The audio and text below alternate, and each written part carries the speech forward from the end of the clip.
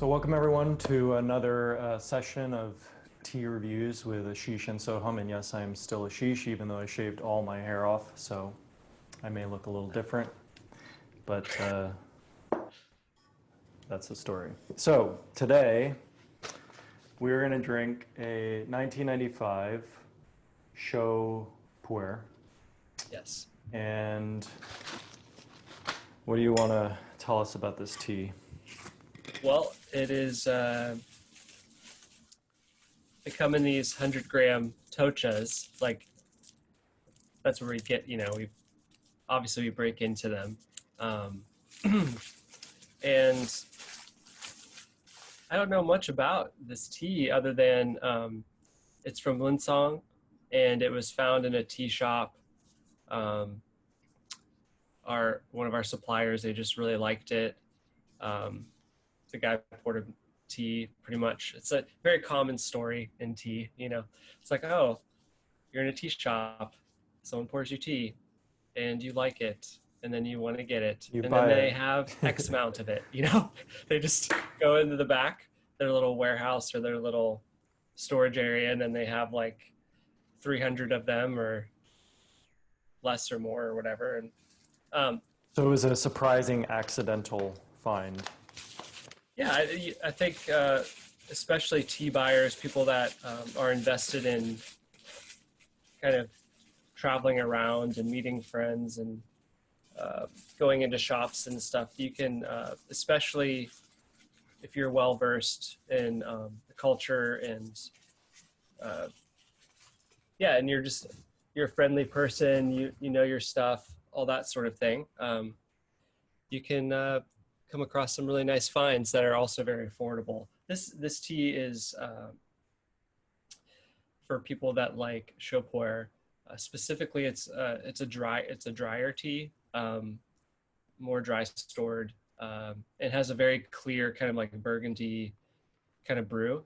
I like using a little bit more leaf in a pot, and you get a nice substantial brew. It has it has a nice lively character, but it's also mellow. So storage has been really clean, and yeah, it's from 1995. Got some little berries in here. Oh yeah, those ones. That's how you know it's good. Is it? Well, that's how you know that they. We shall see. It's I don't know what they is. I don't know what those are, but I've found them a number of times in my tea. Yeah. Well, as you can imagine, when you're sourcing tea, sometimes you could pick. It's like, I don't know if it's the budding fruit. I probably should, quote unquote, should know that. Okay. Well, we'll skip it. I don't mind that you don't know it because I don't really. Okay, we'll just edit that part important. out, but not. We won't. We're not going to edit it. We're not going to edit it. So, based on your experience of this tea, this is the first time I'm drinking this tea, so I put in a lot of leaf. Yeah. So I think want that's to make a good sure option. that, yeah. Especially knowing you, I think you'll like. Yeah. You'll look more leaf than not. Yeah, that's just a general thing for me. That could be like an epitaph on my tombstone. More tea He than liked not. more leaf than not. He liked more leaf than not. That's actually pretty profound if you think about it. Maybe I will put that. I'm not going to have it too. What am I talking about? I'm not going to have a tombstone. Anyway, we're getting off topic. Well, even if you get cremated, you could still have a tombstone if you wanted. Right, just like put it randomly somewhere. I will say though that the tea, since it's in a Tuocha, it is tightly compressed, so you might think that you're not putting so much in, but it will open up and you will have a fair amount. I put a lot in. Yeah. So I probably should have said that, but it's okay. I said it to you guys. I should know that. But I don't really, if there's too much leaf in it, I just take some out. Yeah. I think it'll be good. Right here, right off the bat, like when you smell the dry leaf, it's fairly it's a very clean aroma. You maybe smell it's like a little bit grassy. Not too much of a smell. It's all like kind of contained inside of the leaf.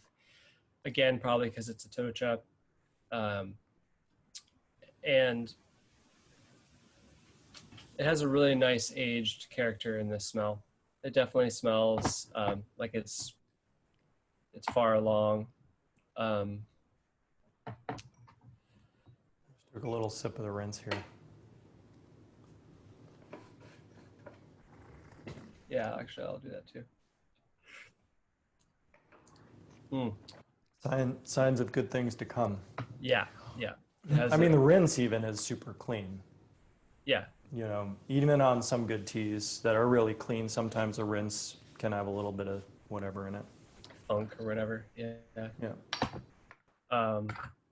Yeah, it has that, sometimes I experience it with the darker teas, is that kind of cherry, it's like a tart. It has a nice, it's rich, but has a nice bright, fruity tart kind of finish.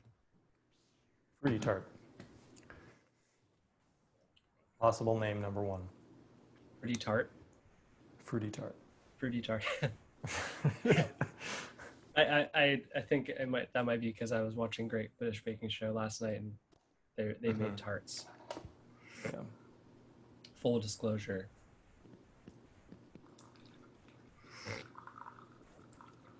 So this is your first steeping? Yep. Got your nice jade. Wait, is that Mutton fat jade? the mutton fat jade? Yeah. From I got it from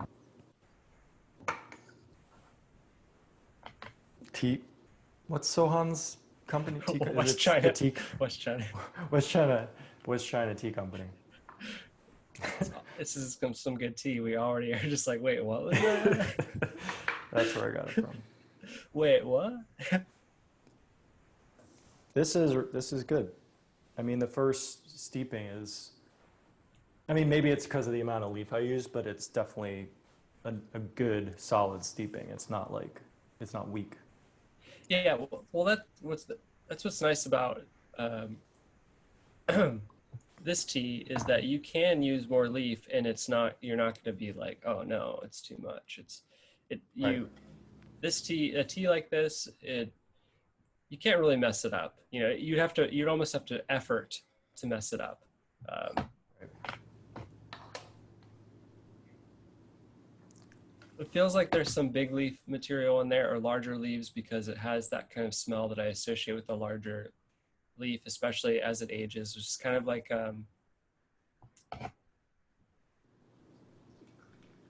it's hard to describe what that smell is. It has a sweetness to it, but it's I don't want to say like a medicinal smell, or it's almost like bay leaf. It's almost like a bay leaf smell when it's dry. I don't know if you It's ever kind of smelled like it's kind of like a lily pad. Yeah. It's not like wet leaves like on the earth. It's like a wet leaf that's in water. That's a really good way of describing it, because I'm imagining this like kind of wider, pillowy green leaf. Because it's not, and it's also not like the typical smell I experience with aged shows, where it's like, yeah, that's nice. Money I mean, shot. you could even see in this, with this camera, just my laptop camera, like that's a really beautiful color. Yeah. That when you see a color, like a consistency like that, it's almost like kind of, you see that kind of ambery, kind of brown on the edges there, kind of like almost like reddish. This is a kind of tea that I feel has more of a medicinal kind of quality to it, in the sense that it's very balancing. I think it could really help like your tummy out, like if you are having some digestive issues. It's that kind of tea that feels soothing, and because some Shou teas can be a little bit just a little bit sharper, a little more activating, and not necessarily the kind of tea that would relax you, but I feel like this tea has a Yeah. nice kind of mellowing quality to it. And kind of a subtle menthol Yeah, to it. which that's another quality that I really love in tea, is that mentholated quality. Mm. Even though there's little bits that came through it, it's pleasant.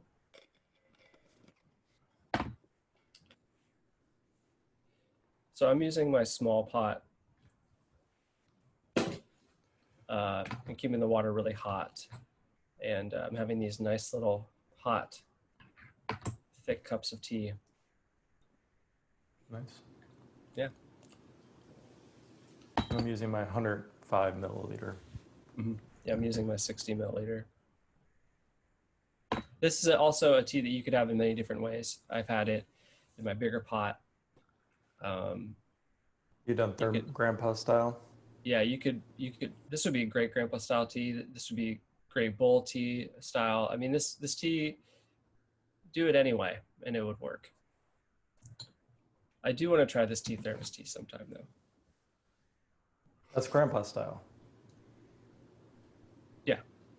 Right. Just making sure. Because it sounded like you had tried it grandpa style. No, I have not. I have not grandpa styled it yet. I think it'll work. Because, yeah, it doesn't have that sharpness to it.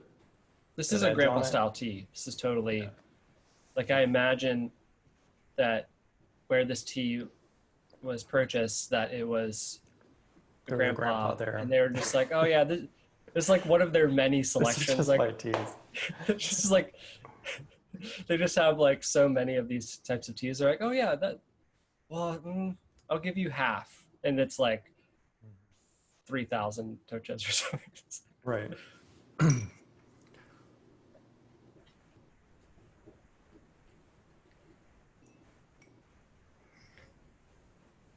It has this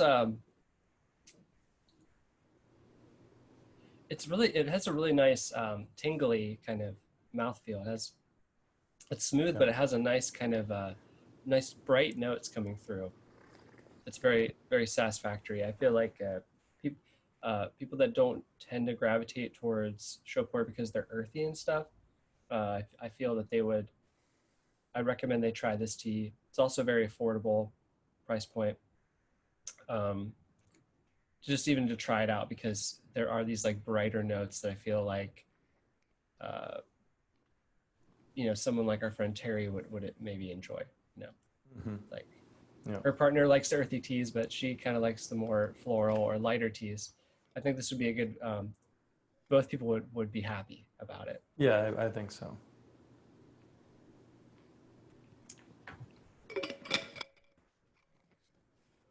Because Melissa, especially since giving birth and everything, that it has to be a certain type of aged tea. It can't be. A lot of dark teas are not sitting the same as they were before. But I feel like this tea, she would really like it. I think we had it a while ago, but we're gonna have to revisit it because sometimes. How is she with the bin bowl and the Greg's? These are two. She's not having the 80s teas. No, those ones aren't working as much right now for whatever reason. Maybe it's because they're smaller leaf. Yeah, they're pretty strong. They're pretty strong teas, to be honest. Potent. Yeah, they're potent. Yeah, they're strong. I mean, I like them because of that, but actually yesterday I had a combo of Greg's and Bindable in my side handle. Like I just loaded it up, and it was pretty great, but it was kind of strong. So for people who are interested, if they want to follow this, the Bin Bowl and Greg's Galactivation Serum, these are two teas from Global Tea Hut. So globalteahut.org, right? Yeah. Yeah, so you can get them there. Really good teas, Shou, loose leaf, Shou puerhs. Bin Bowl is from the 80s, and Greg's is also from the 80s or from the 90s? 90s, early 90s. Okay. Yeah, but really nice teas. Yeah. And yeah, just, you can get generous amounts for a really good price. Yep. Um, This is like somebody reached out to me recently say, hey, I've been drinking coffee for years and I'm trying to get off, like, et cetera, et cetera. yeah, I feel like this tea yeah, would totally. be really good for that. Yeah, because it has those. It is very similar consistency. Very. Yeah. It's not nearly obviously as astringent and bitter, but it has the same weight to the brew. Like it's Yeah, like as a black coffee, it yeah, has the same viscosity and texture and um, yeah, and and a nuttiness. It has a kind of a nuttiness to yeah, it. it does. Like a creamy one, like a macadamia or something. Right. You know, we don't advocate for this, but you could make a chai with this as a base, and you could also put, if you are a person who drinks coffee and likes stuff in it, you could do that with this. Yeah, I don't. Yeah, Not the best use of the tea, but you know, if you're somebody who's like a baby step person, right? Like, oh, I want to get yeah, off coffee, but I also do these other things. You could do that for a period of time, and then ultimately guiding towards, you know, yeah. doing that, It can be getting it done. straight. Yeah. It can be done. Certainly, of course, even coffee drinkers say, like, if you can't drink coffee straight, then don't drink coffee because you don't like it, right? Basically, like all the sugar and the milk that people put in, it's just to mask up the flavor. You know, or it can be, right? But Yeah, ideally, if you're a coffee drinker, try it straight. If you don't like it, then your body's telling you it's not good for you. Same with tea, right? You want to be able to yeah. try it on its own before you start getting crazy with stuff. Yeah, everyone goes to different things for different reasons. Like when I have coffee, I do like milk and sugar in it, you know. And when I have chai, I do like my chai sweetened. Um, Right, but you could drink them straight. I could, You could put it on in your mouth and be like, "Oh, this isn't horrible." I can do That's it. the idea, right? It can be done. It's not pleasant. Like even me Yeah, for me either. I don't drink a lot of coffee, but I could drink it straight. But if I'm going to do it, I prefer yeah, to make something, to make yeah, a yeah. combo. Yeah, I think sometimes we take on these beliefs and assumptions without even realizing it. Like, oh, and it can maybe not even at the expense of say the body, or it's not really working for me, but I feel like I should be doing this because I want to do it the right way. But Mhm. I honestly, one time I went to a friend's house, and the way that she prepared this oolong tea, I'm pretty sure it was a yancha that she would get, and she would prepare it with milk and some sweetener, and she would kind of brew it up strong and then make like almost like a tea latte. And I will say, it was delicious. Mhm. Um, I wouldn't have Yeah. it like that every time, but I thought that was really. She obviously had a way of making it. It was really beautiful. It had like these floral notes that kind of were brought out in a different way with that kind of that like Mhm. milk and honey or whatever. And yeah, but the thing is, our tea practice, like you have the pot and the cup, like this does not really support like, okay, put some milk in there, like I remember when I was at the Right. tea house and Well, someone would yeah. be like, can I have some milk on the side, like with a Gong Fu setup, and I was like, I You're like, strongly yeah, it's out in recommend the parking lot. yeah, I strongly recommend that you don't do this. I will bring you some milk, but I Yeah. strongly recommend that you just give it a shot Well, it's without like the milk. the thing is that's the distinguishing factor, right? Are you having tea as an experience, in which case anything goes, whatever, do whatever you want, Yeah, or is it a tea practice? yeah, Because one of the keys to it being a practice is the simplicity of the ingredients involved. That way you develop a certain sensitivity. You're only working with two ingredients. I mean, yes, you're working with more ingredients on a subtle level, but you're only working with two ingredients. And so you develop this level of sensitivity from doing it over and over again. The more ingredients you add, the more variables are added to the equation. And then from a scientific perspective, you can't draw as many conclusions. So that is one of the powers of a tea practice, is the simplicity of it. I agree. Especially, yeah, an aspect of a practice and having it be simple is that you are doing it every day. So there's a refinement, and I think sometimes we can make things more complicated than they need to be, but that also can be part of the practice to kind of see the edges of the thing, and then ultimately come to a more simpler conclusion, or just like, oh, okay, well, I did that, and actually I can't keep that up every day. Like it's too much. So let's pare it down, and that's what's nice about practice, is that over time you're able to observe certain patterns and maybe certain things about yourself and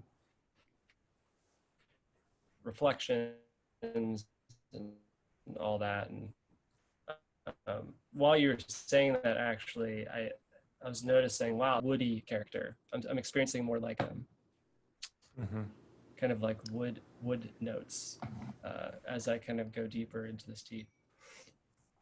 Yep. Still and I'm pouring dark. I noticing think too I'm the on drying. 6 or. Yeah. What's that? I'm also like noticing I the mean, dryness. I'm on like steeping 7, I think. Yeah, it's definitely a nice. It's a pleasant dryness. It's not drying in the mouth, like it has nice oils. It has a smooth quality. I wouldn't say necessarily slippery, but it definitely has a soothing oils. Yep. Yep.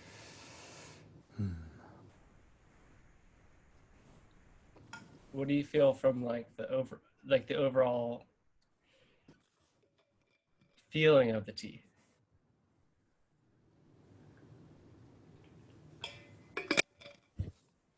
I think it's conducive.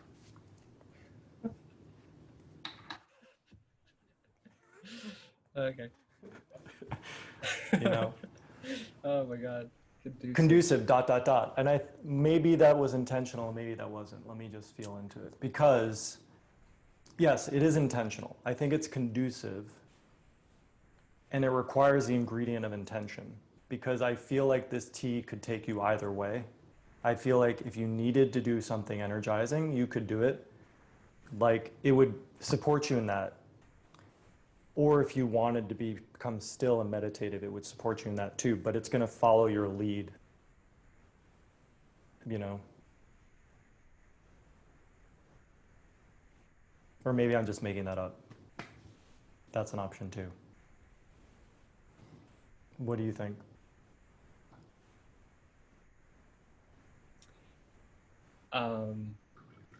Yeah, it could be conducive or conductive. Well, I think the overall theme so far throughout this experience, drinking this tea, is that it is versatile. So I think, like as you were saying, you could go this way with it, you can go that way with it. I think you could have this in the evening and go to bed at a decent hour. I think that you can start your day like I am. It's before 10 a.m. over here. And you could also have a midday like I am.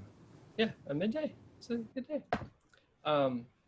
Yeah, I feel it's like really... at the time when your energy would dip, and you'd be like, oh, I'm needing a coffee or whatever. Yeah.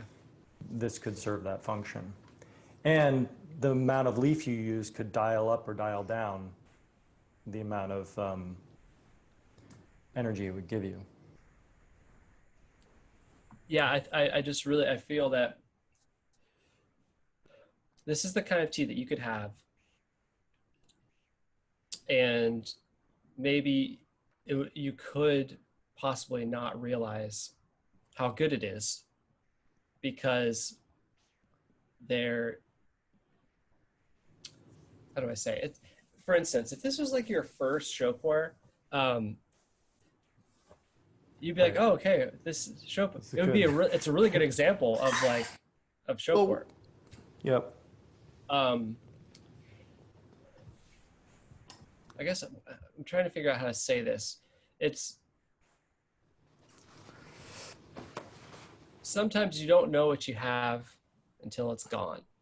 And so this is a kind of tea that it's very, it's pretty much all the boxes are checked. Clean storage, Right.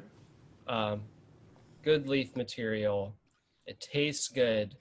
It is balancing. It's pleasant in the body. It has longevity. Like it steeps like it steeps very well. I mean, it's like I'm going Mm-hmm. about 10 It's steepings and still the dark, color yeah. is not really fading yet. I am not feeling like a jolt or any kind of, it's kind of had a steady rising of an experience.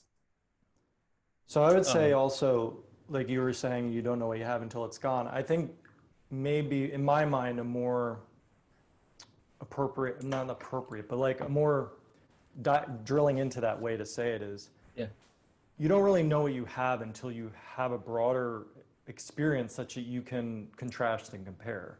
Like yeah, if you've never had tea before, you don't really know where this sits in the spectrum. exactly. Like that was my problem, and it's a good problem to have. But that was my problem in the first number of years when I was experiencing tea because I had a teacher, Yeah. and he was giving me all this tea, which was really good tea. But I had never had the experience of bad tea, so I really didn't know. Right, Or I didn't even tea have that's that. like more so mediocre or like Right, okay, or what some might refer to as mid-grade tea, or it's still good. It's right. good tea, Hmm. but it doesn't. I mean, because your teacher is like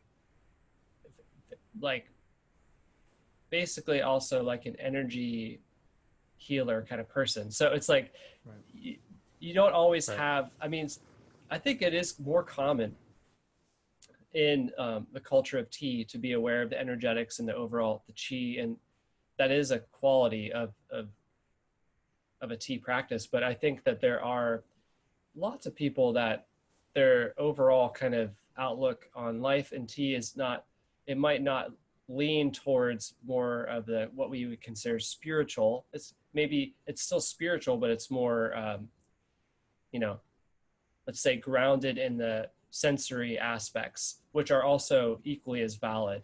um, so I think that for somebody who, I think this tea could land very well, whether you are kind of more on the, you know, let's say I'm having trouble with labels these days, but like Good thing. whether you're just a person that's new to tea and maybe you're a little bit intimidated, maybe your expertise is in like maybe you run a tech company, or maybe Right. you are like a business person, and maybe you don't see yourself as a spiritual person, maybe because we have people that would maybe see themselves as spiritual people. I think i think this tea would be a great way of bringing people together, because I think everyone could agree that this tea is good, and by that it might not be your cup of tea, but it is a tea that is very pleasing. And I think that regardless of where you stand, uh, however you identify or not, I think that's what's beautiful about tea, is that this is the kind of tea that isn't so, this is how it is, that, oh, it's Mhm. so distinct that it ends up kind of, oh, this is good for a certain purpose. This is a very broad and versatile tea that could, you know, suit many purposes. And I think could be a great learning experience, especially for people that, if they want to kind of get an idea of like what a good tea is, especially a good good Shou, good aged tea, this would be a great place to start as kind of like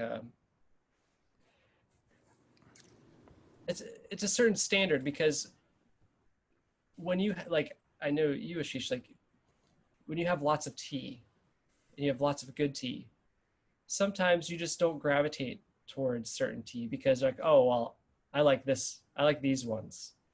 I know these will really do the thing. This is a kind of tea that kind of could get put off to the side and it doesn't get as much airtime. But it's totally a tea that you'll pick up. Hey, oh, I forgot about that tea. You'll have it and you'll be like, oh, wow, why did I leave this sitting like off to the side? Like this is something I've It's kind of experienced. like how it was, right? In Yeah. how it was discovered. It was Yeah. like Yeah. And I think it's also a tea that tends to come out at the right time. You know, we've had this tea for months and you haven't had it yet, you know, Yeah. and I know I only had it like once. circumstances. Yeah. So it's kind of like sometimes, I mean, I really like stones and crystals, but in my relationship with them, they tend to come out. Sometimes they go into hiding, you know, and then all of a sudden they pop out. I'm like, oh. Right. But it's not really just, it's everything. Everything does that. Everything. Right. But some things make it more apparent that that's what's happening. So I would agree with you that this tea, I mean, we don't have to speculate about it. That's been our direct experience with this tea. Like literally. Yeah. Yeah. Like circumstances came up such that it couldn't be drank. Literally, it was being barred. And now it's happening. And this is the first tea, like we've taken a hiatus from doing these videos for a little bit, again, because of circumstances. And this is the first video we're doing back, the first tea, like all my hair is gone. Yeah. Right? So, which in and of itself isn't really that big of a thing. It's just indicative. Something has changed. It is. It's something to notice. Like, it's kind of like a beginning again. You know, it's begin again.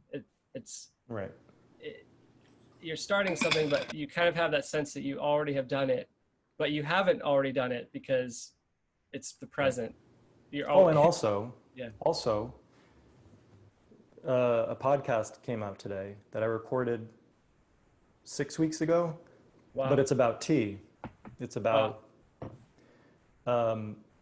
so, you know, I'm not looking for any meaning in it. It's purely just an observation. Yeah. In its own right, it's complete. There's nothing that I expect as a result of it, but it's just, okay, you know, whatever. Yeah, it's a synchronicity. Forgive me for that. You're forgiven. Thank you. I remember when one of the last times we had tea, you're like, oh, let's have this tea. And then I was like, well, let's not have this one first.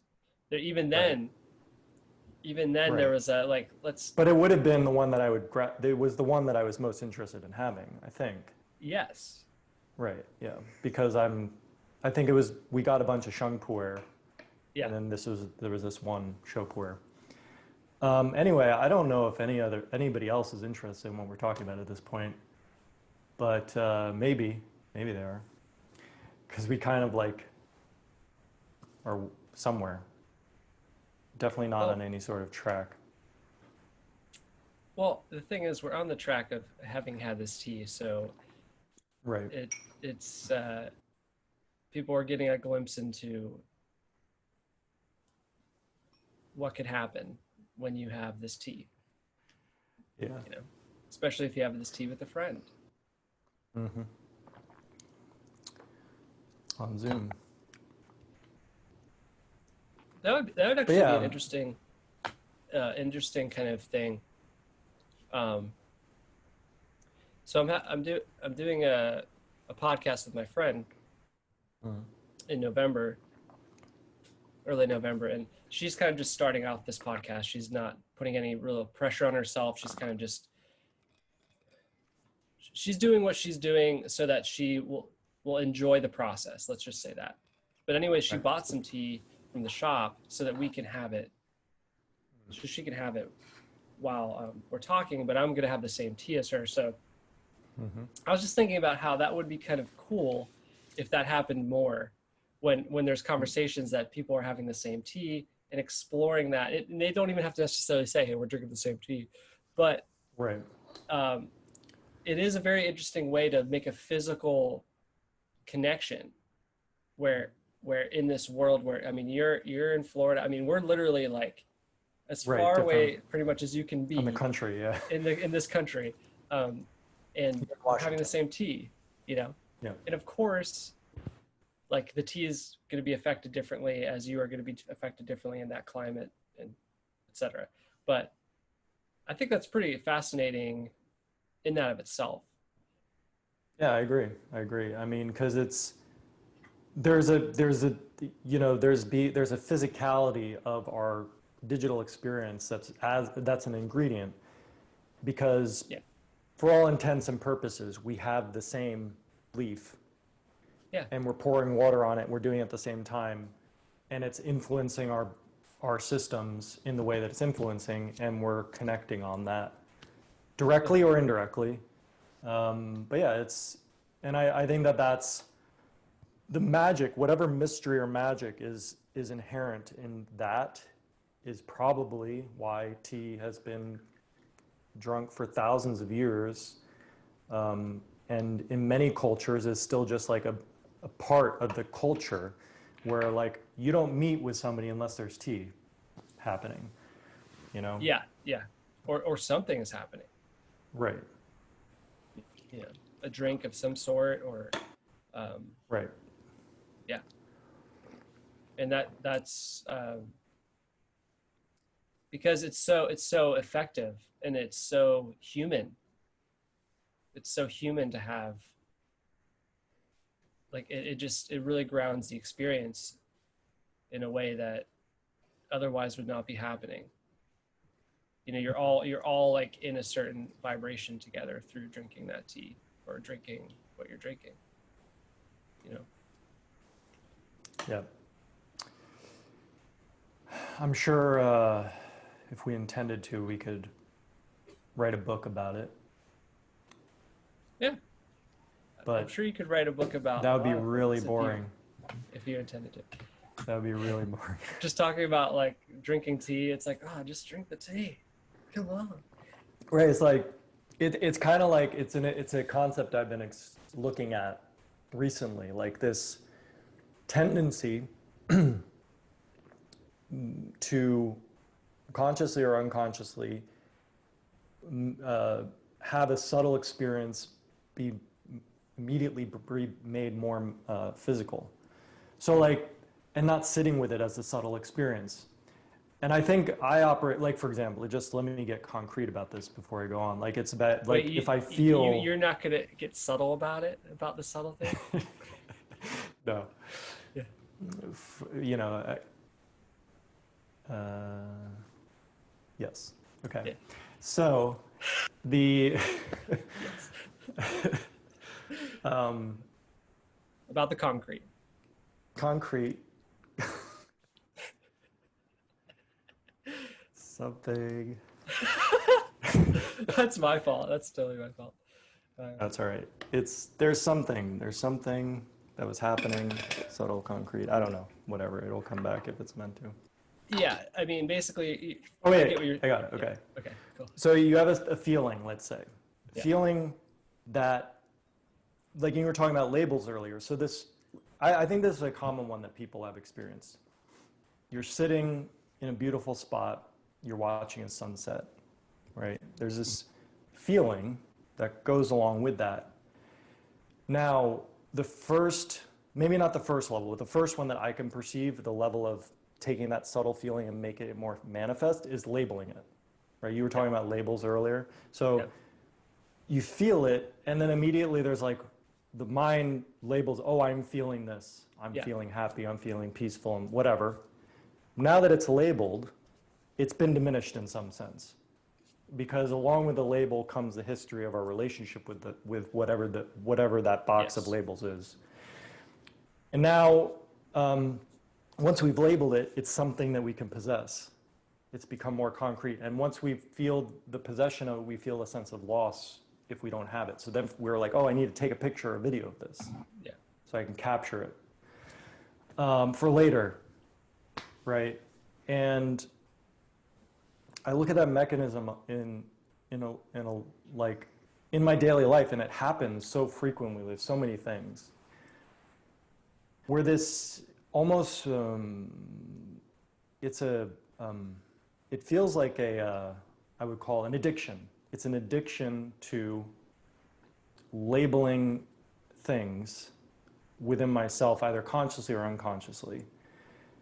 And it's almost like the question I ask myself is, well, why am I doing this? Because the thing that I'm labeling is the most pure experience. Like, and that's really the thing. The whole process is basically like, it tells you that it's trying to keep you in it or keep you with it, but really the process itself destroys or takes away from the pure experience of just feeling and being present with the sensation of whatever that thing is, you know? And yeah, so there's no conclusion. So that's what came up. I forget what spurred that for me, but it's something I look at in myself. Yeah, that's, you know, that's the ironic, well, I don't know if ironic's the word, but this part of this journey, a lot of times we think about naming the tea because because there is value, obviously, in naming our experience. There is a value to labeling something. But I think in response to what you're saying is there's also a value in taking some time with it and then also renewing or reevaluating some of those things that we have named or labeled and just checking in with, how is this sitting for me for right now? How does this feel in my body? Is this working for me, honestly? And I actually,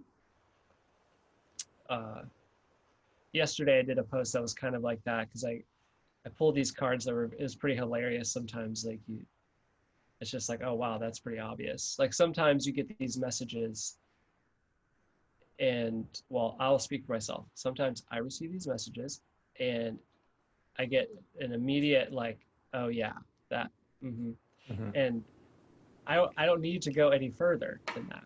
I don't need to, but I sometimes do. Like it is a felt sense of, oh, okay, noted. It's a sensation, it's a feeling, whatever it is. Even then, I'm naming these things, right? But it is a knowing, and I think in this time that we're in, there's a lot of information and there's a lot of ideas about things, a lot of beliefs, a lot of conditions, and sometimes those beliefs or conditions can pose as very convincing, like this is it. Like I feel like it's like it's a quality of the mind that it can be so cunning that I start identifying with that belief as if it is a part of my body. But if I'm really tuning into my body, I'm like, no, that's not actually a part of like my actual physical body. Like it's not. I don't need to. If I'm identifying with it, if I continue to let that happen, it could start to manifest, I feel, as dis-ease in the body. Like if I continue to identify with this over and over and over again, it can start to, oh, it's a little bit stiff there. Oh, and I don't know how exactly that connects. Like my knee, you could say, oh, inflammation. Oh, okay, I'm eating these things, but it's all connected, right? I'm thinking these thoughts. I'm also digesting information. Like the information I'm taking in is also food on some level. It is some kind of thing that I am taking in information. And Yeah. and Well, so I think that there is a yeah, need for the labels. So it's yeah, we all by the fact of being in this world and being human, there is a need. But it reminds me of, the quote, "Be in the world but not of it," yes, because we need the labels, and that's how we're in the world. Our body is a label, right? It's a more concrete form of the subtle thing that's beyond it. And so it's needed, it's necessary. It's our existence as it stands in this way. So it's about, okay, well, how do we, it reminds me of the anecdote from The Alchemist where one of the characters in the story visits a wise man and asks what the secret of happiness is. And he says, "Oh, I don't have time to explain that to you right now, but take this spoon with drops of oil on it and walk around my palace, see all the beauty of it, but because you need to know him, you can't trust a man if you don't know his house." But he says, "Don't spill any of the oil." So the boy walks around the palace, comes intent on not spilling the oil, comes back to the wise man and says, and the wise man's like, "Oh, did you see all these things? Did you see the garden? Did you see the pictures, et cetera, et cetera?" The boy's like, "I didn't see any of that. I was focused on the oil." He said, "Okay, well, go back and explore everything." So he does that, comes back, but at that point, he had dropped the oil. So he says at that point, here's the secret of happiness, that you enjoy all the beauty of the world, but at the same time, never take your, I forget the exact quote, but never take your mind off of the oil in the spoon. So the trick is about holding the attention in two places at once, in a sense. Be in the world of form and labels, but at the same time, never lose touch with the essence of wow, where we're at.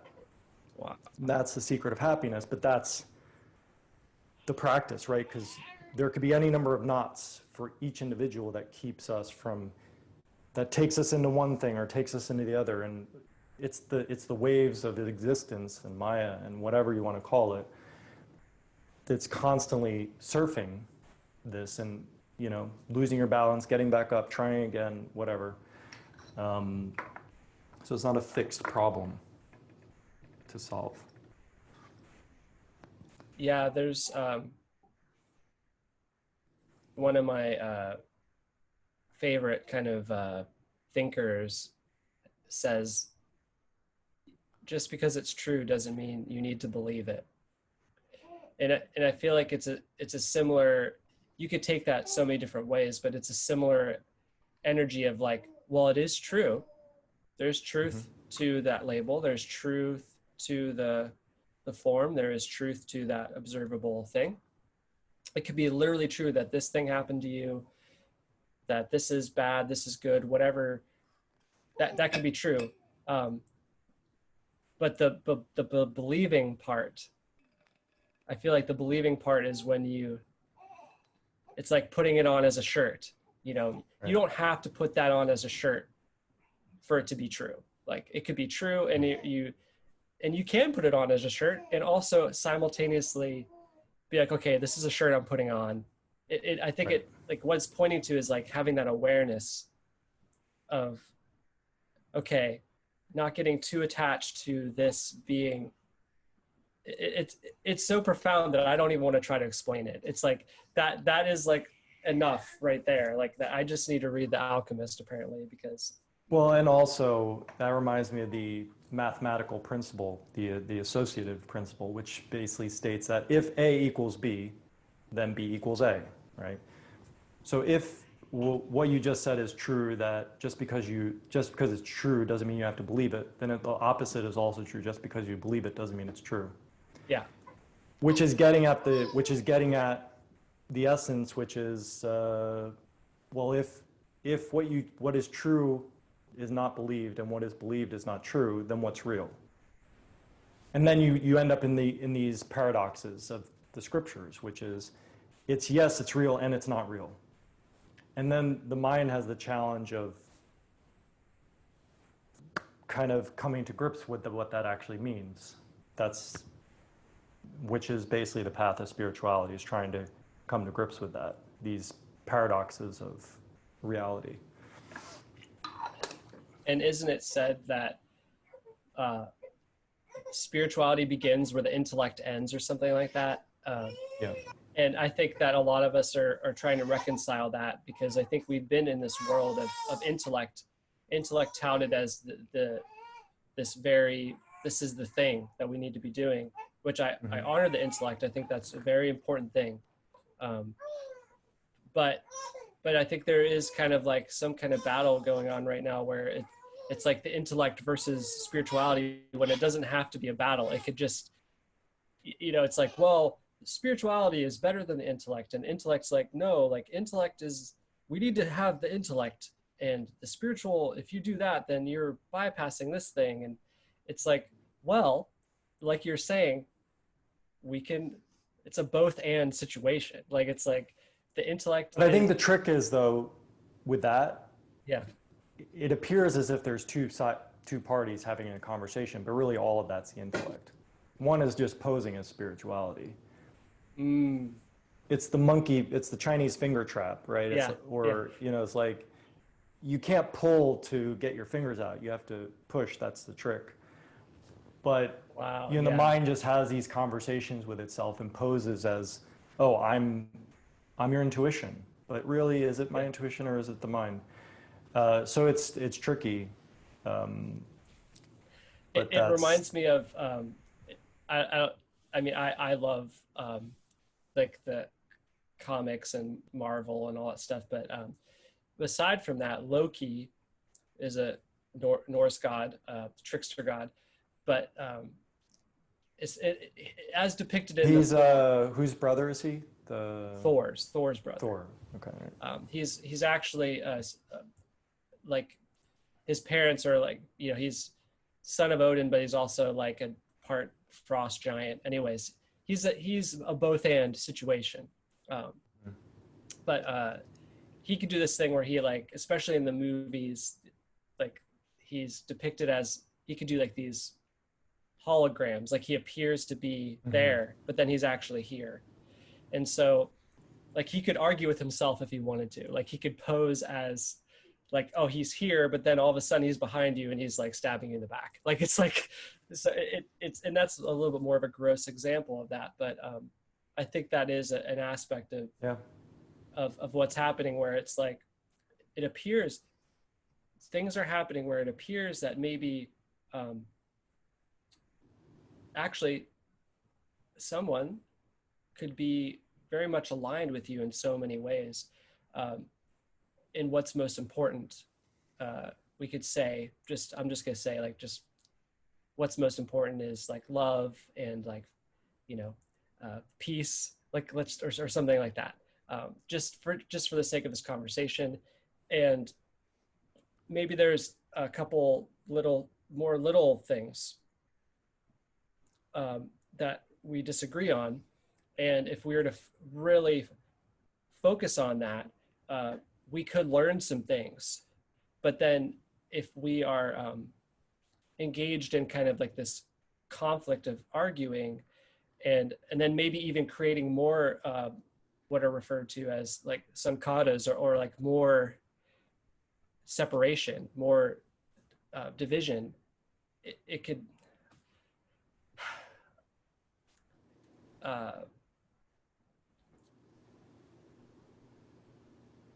it's kind of like, even if it's true, even if it's the thing that, like, say I have a feeling I'm right about something, is that important? Is that more important than like having the tree be the tree? Like, if I say I was right and justified in cutting it down,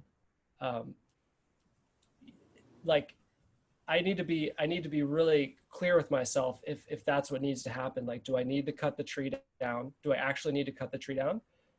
Because in certain situations, it is a good idea to cut down the tree,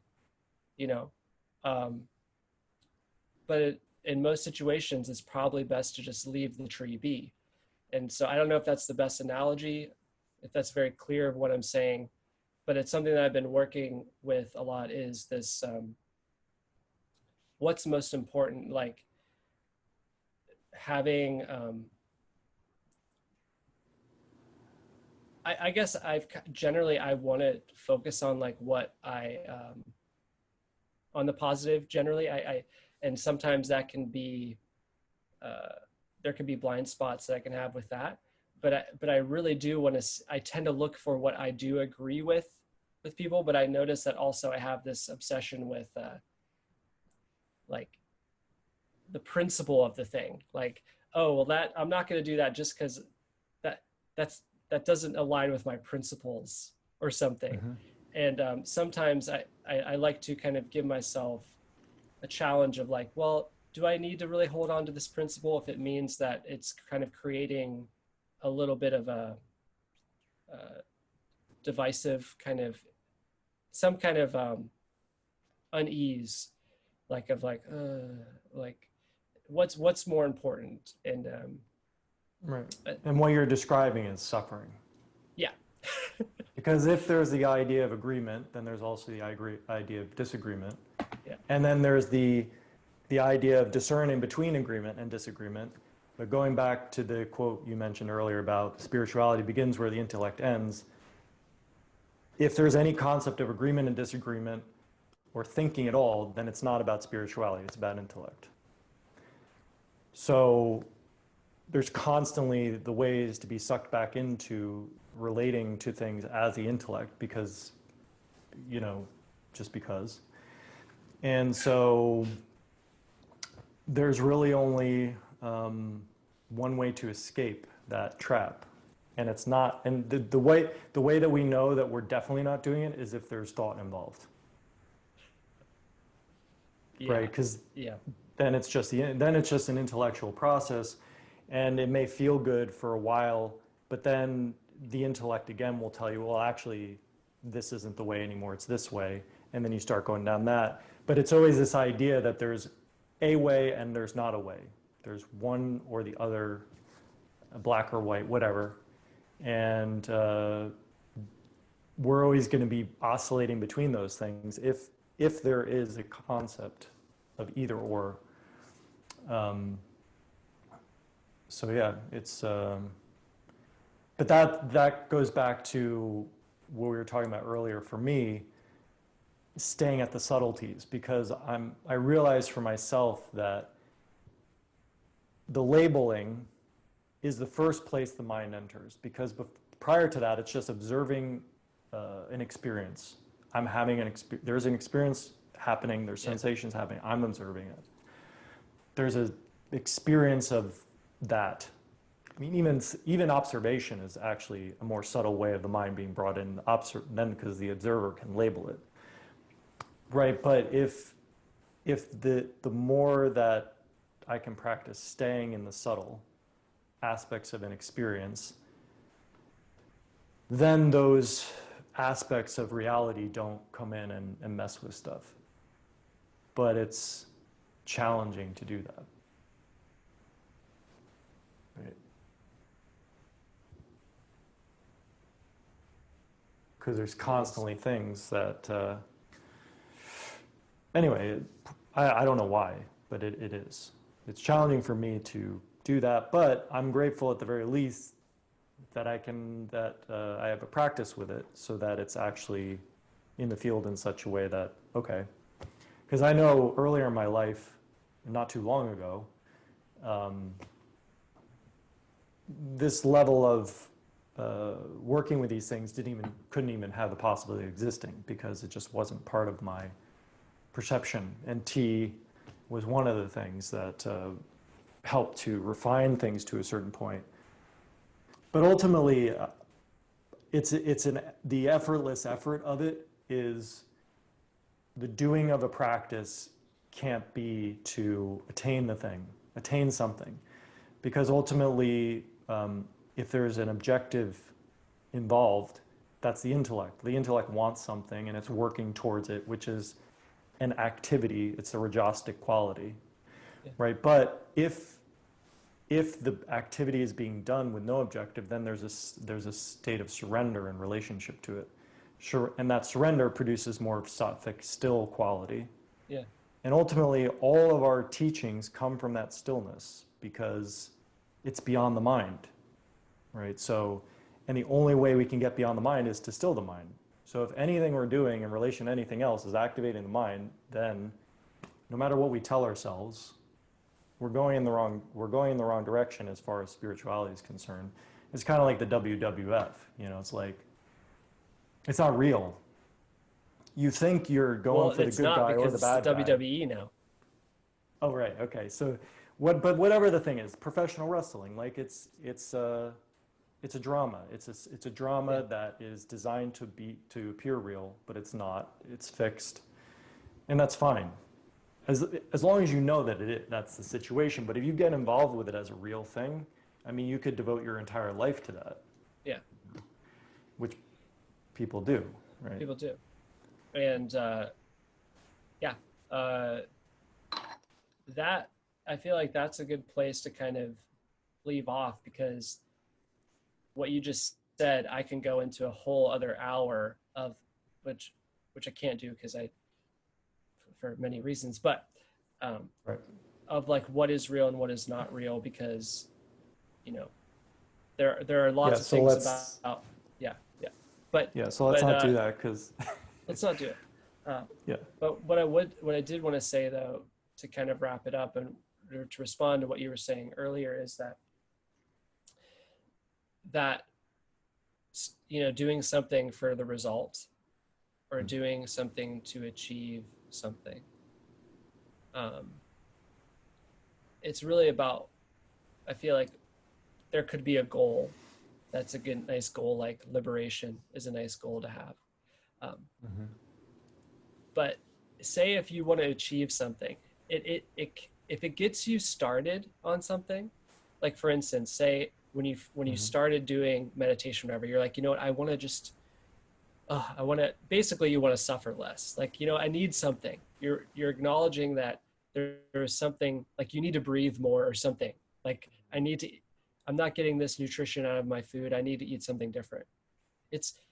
You want to achieve something. A lot of times we want to achieve something when we start something. If it gets us started, that's pretty cool. But what's can happen though is that it can get us started, but then we can really get attached to that thing. Right. Well, you need to start where you're at, of course. You remove a thorn with a thorn. Yeah. You use a boat to cross the ocean, but once you reach the shore, you get rid of the boat. You use a map to get to the destination, but once you're at the destination, you get rid of the map. So you use all these things. Yeah. For sure. You can never, that's why nobody can ever say, this isn't the right way to do things definitively, because everybody's in their own place, right? Because if that wasn't the case, then all it would take is one enlightened person. They would just tell to everyone, hey, this is how you get here, and then to be done. Everybody be enlightened. But that's not how it works. Everybody needs to go on the journey. Yeah. So therefore, everybody's at different stages and needs different tools based on where they're at. So yeah. But yeah, so this has been good tea. And if people are interested in the vibe of this tea, it's available on the shop for now. And yeah, anything else? Yeah, I think that the name for this tea should be something referencing that alchemist thing with the oil and the spoon, because I feel like there is, like, it did bring up a lot of like us exploring the paradoxes of existence, and right. We just had a very classic tea, like philosophical but not kind of conversation, like through having this tea, and I think that this is a good tea to have, to explore that, and in a playful way, because I've been smiling most of throughout the time, and could be called the secret of happiness. I mean, that was essentially the parable. What it was about is he was looking for the secret of happiness. But yeah, we'll figure that out. Okay, that's good. It's yeah. Thanks for joining us in our journey. And as Ashish said, this is a good tea. I think it's safe to say that we recommend trying it.